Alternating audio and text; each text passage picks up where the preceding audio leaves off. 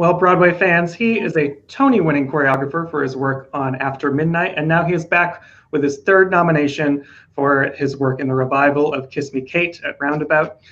I'm Sam Eckmann of Gold Derby, and this is Warren Carlyle. Thanks so much for joining me, Warren. It's a pleasure. I want to just dive right into Too Darn Hot, because this is such an amazing number. It's like this classic big showstopper that opens Act Two and has everyone roaring.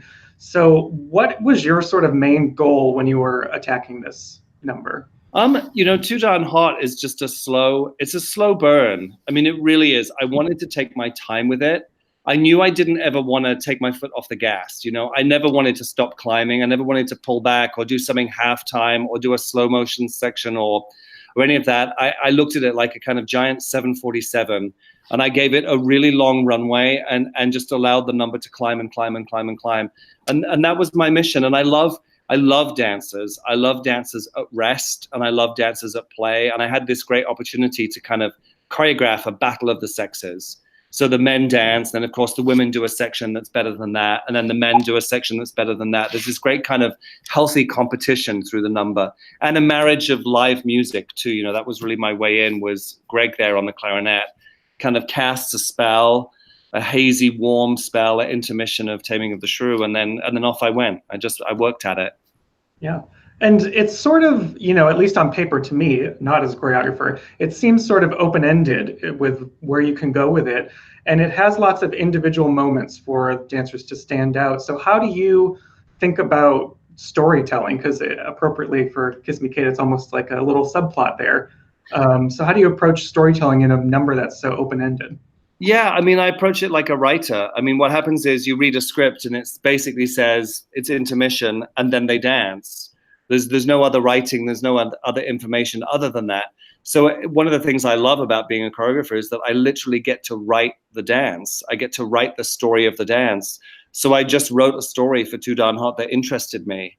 And I know many of the cast members, so I was able to choreograph really with them in my imagination, with them in my mind's eye, and with them and for them in a way, in a way that highlights their skills, their rhythms, their way of moving. I wanted melted bodies. You'll see lots of melted shapes. They basically melt off the stage in the button. It was easy and fun. When you think of dances like that, do you draw inspiration from any outside sources?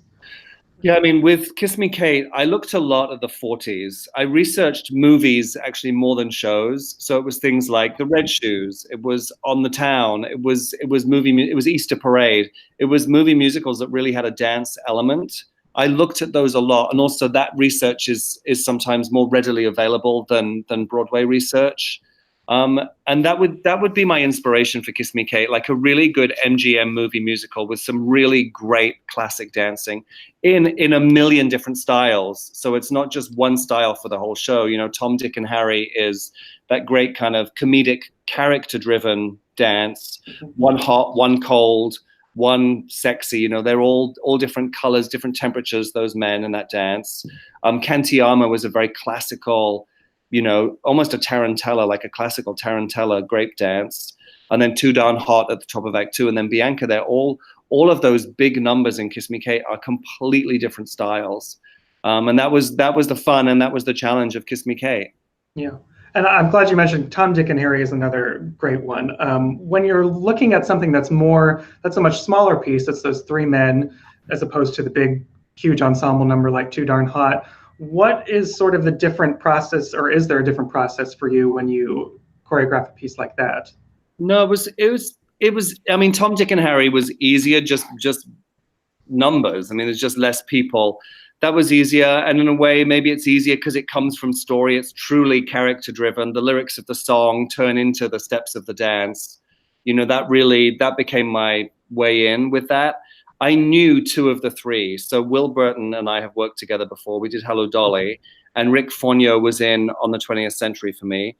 Corbin Bleu I'd seen in Holiday Inn. So I had a good sense of all of those men. So when I was preparing the work in pre-production, I really had them in my mind's eye. And I knew that Rick needed to be cool. She needed to come to him. He was never going to come to her. And I knew that Will Burton needed to try too hard. There's this great kind of like me quality to his section of the dance. And then Corbin was all about sweeping. It was all about an open chest and open heart. You know, he's the romantic of the three. Even his costume is kind of pinky red color. That's all about heart for Corbin. So those things, all of those character things really informed that dance. And, you know, Corbin, you also have Dancing on the Ceiling and Bianca. When you look at dancers like that, and when you're working with those dancers in the room, how much of it gets tailor-made to them, like if you don't know them before the show, and how much is already set? I mean, I'll probably plan about 70% of the show. I'll generally have a plan, just so I'm not in a panic, or so I'm not overly stressed during rehearsals.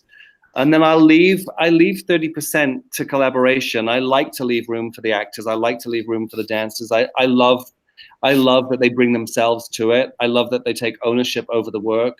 I think that's important, and I like to collaborate too. I think there's something great about being with people who can hit the ball back.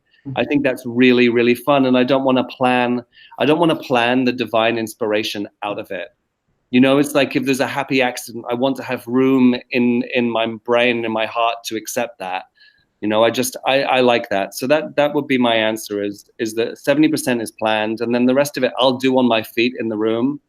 And something like Corbin Dancing on the Ceiling, you know, that was really a journey. That number was a journey. There was one number of Bianca that I did for rehearsal that was very charming and was lovely. And my work was probably a 7 out of 10, certainly not a 10 out of 10. Corbin is always a 10 out of 10. And then in previews, I looked at it and realized I was not utilizing David Rockwell's set, you know, this incredible 3-level set. I wasn't dancing on it. So then I added the girls tapping, which was new for that number. And then I added them on 3 levels, which was new for that number. And then I was looking at it for one more thing, just to kind of put it over the finish line. And I sat in the 3rd row one night, and the only thing I could see, the only place I hadn't danced, was the ceiling of that balcony. So then I just knew I had to put Corbin's feet up there somehow. And that's how that idea was born. I spent the entire show staring at that piece of real estate. And luckily Steve Beers, the tech director, got me some bars. They reinforced that railing. And then now Corbin is, there he is, upside down 8 times a week. That's fantastic. And one of your obviously huge collaborators on this is the director, Scott Ellis. And you have both directed and choreographed. Sometimes you have done both on the shows. So what is the process like for you when you have to work with another, you know, main person who's steering the ship? I like both. I have to say, I really, really enjoy both. I love having that vision. I love having a singular vision that controls everything.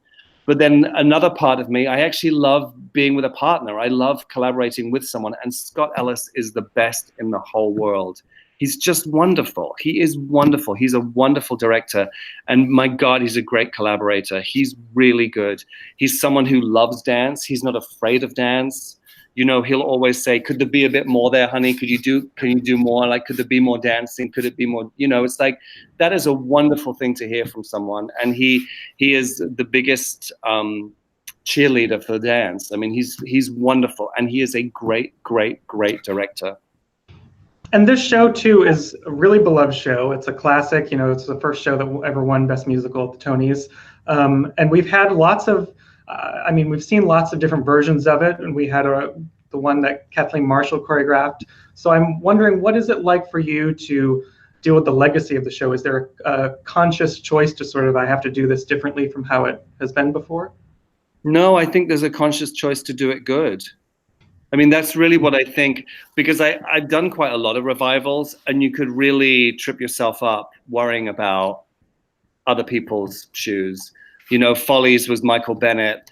Hello Dolly was Gower Champion. You know, I'm following these greats. I'm following giants of the theater. And if I think too much about it, I don't think I get out of bed in the morning. I really, truly. Yeah. So with Kiss Me Kate, I looked at it like it was a brand new show. I started on page 1. I turned my pages. I Googled the words I didn't understand. I really took my time with it, and I took my time with the music. And David Chase, of course, wrote all new dance music. And that in itself just makes the show new. I mean, that makes it completely fresh, because it doesn't sound like the other versions. It doesn't, I'm not going to do the same thing just because I'm dancing to different music. So for me, I look a little bit at what came before, but I try not to get hung up on it. Mm-hmm. Well, going back to further back in your career, one of the big giants of the industry you worked with is Susan Stroman. Your first credit on Broadway was her associate choreographer for the producers. And was there anything that she taught you or that you learned from her that you still carry with you now? Oh, everything. I think everything. She had a profound impact on my life. She was the person that brought me to America. And she was the person that put her arm around me and said, this is what directing can be. This is what choreography can be. This is what great storytelling can be like. You know, she was that person for me. She was my gateway to my whole life here. And I'll always be grateful to her for that. And yes, I learned some wonderful lessons from her. And there's no one who's more prepared. There's no one who's better with actors. There's no one who's more musical. And she's a special lady. And I think, also looking back in your career, the first time I ever saw your work on stage, I believe, was Finian's Rainbow, which is still one of my favorite experiences on Broadway. And that got you your first Drama Desk nominations. And, since then you've done obviously a whole lot and done work on So You Think You Can Dance and picked up Tony nominations. How, if any way, has your choreography sort of changed since that time period? I think dances have changed. Actually, I think this year is my 20th year in New York, really 20 years. And in the last 20 years, the dancers, it's like the Olympics. They're just better every year. They're stronger every year. They're faster every year. The technique is better. They spin more. They jump higher. So I think for me, I basically just try and keep up with them now.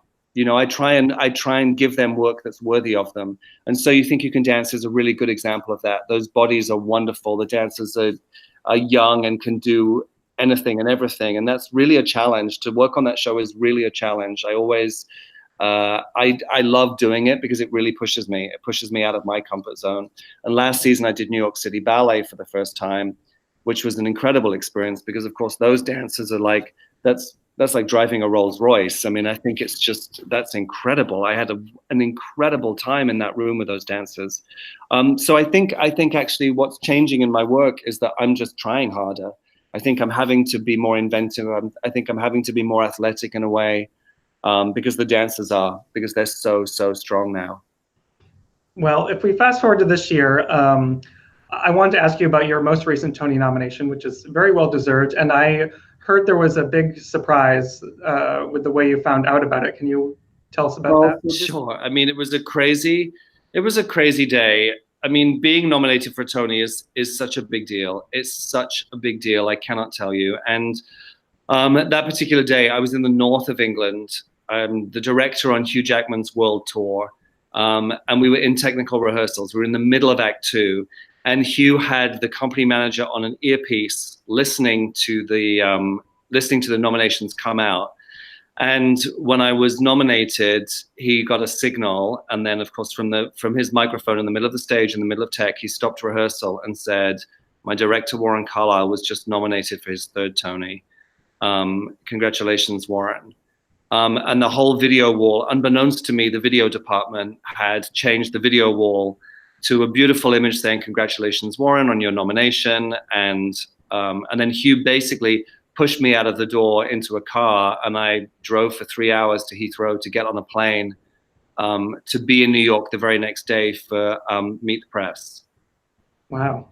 It was a really emotional moment. It's so funny. I found out in a very, very public way. I was in the middle of directing a technical rehearsal, and the entire room that had 193 crew in it. I mean, 193 crew all stopped what they were doing. It was really, I sobbed like a baby and then kind of melted my way into a car and came to New York for 7 hours. Well, that sounds like a very special experience to have for that. Hopefully nomination number 3 will be lucky for you. Everyone watching at home, hit that subscribe button to keep in touch with our updates all through Tony season. And Warren, thanks so much for joining me.